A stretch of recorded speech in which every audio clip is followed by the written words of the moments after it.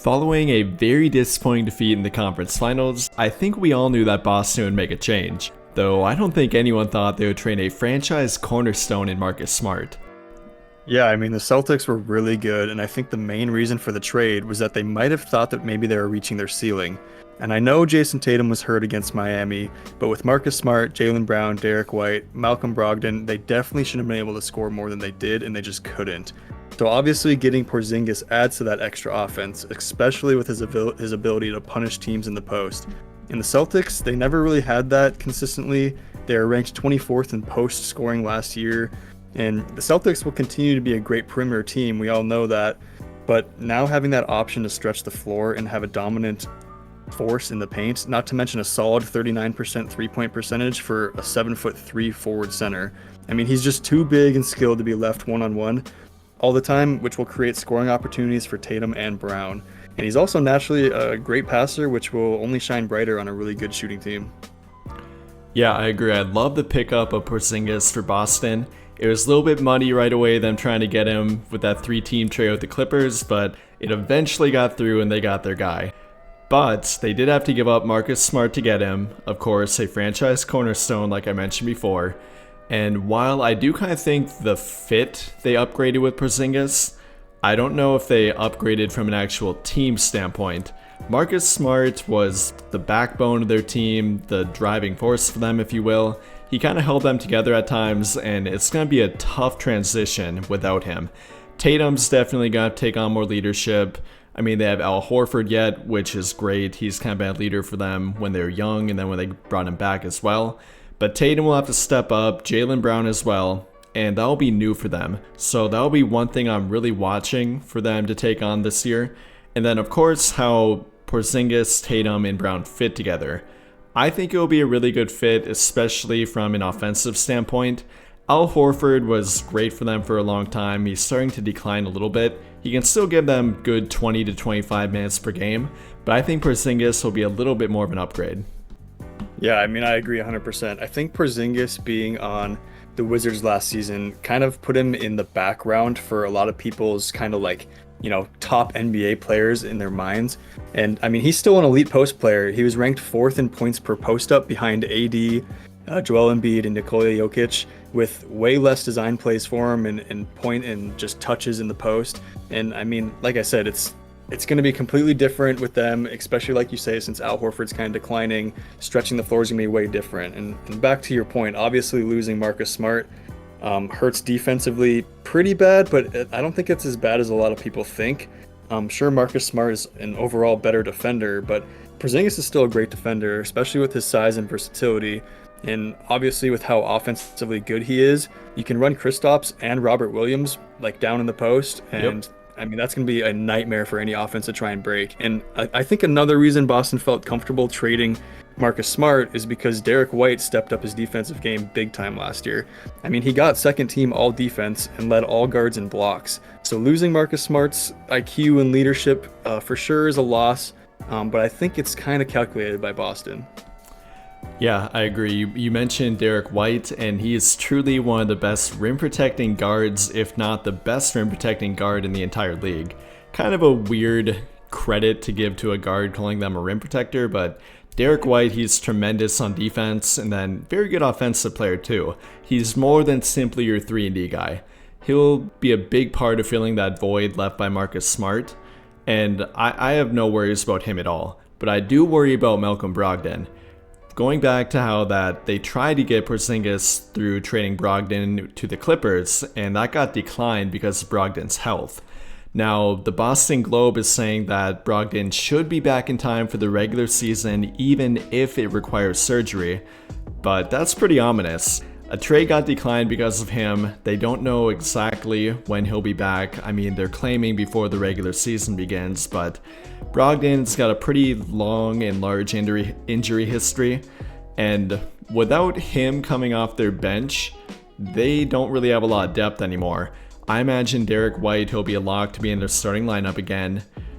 Tatum, Brown, Porzingis, Robert Williams, or if they keep Williams off the bench and start Porzingis and Horford together. But regardless, their depth is going to be a lot more skeptical. a lot more thin compared to last year, and that's one thing I worry about. Yeah, I mean, like you say with Brogdon, I mean, I think that there's a lot of stuff that obviously we don't know about. Like we can read the reports and the injury and the trade decline because of why, but there's always a lot more going on than we always think. So we really never know. But he's going to be detrimental to that depth of that team, 100%. I don't know if you run Al Horford or Robert Williams off the bench or whoever starts, but obviously they're probably gonna be doing a little bit of tuning with it and just see who works better down low with Porzingis. But overall, I'm definitely stoked to see Kristaps Porzingis on the Celtics.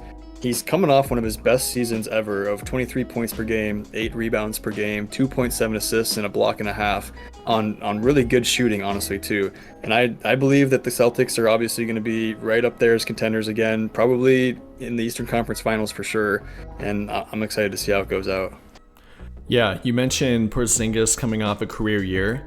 I think that's really interesting that he came off a career year and no one's really even taking notice of it.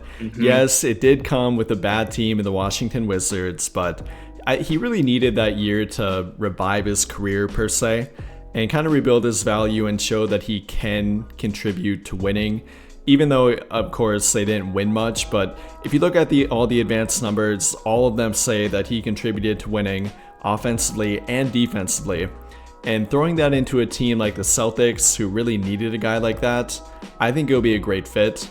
Going back to how you mentioned who they might pair him with, I think in a starting lineup, it would make more sense to pair him with Robert Williams, given that Williams can switch pretty much 1 through 5, at least 3 through 5 against every team.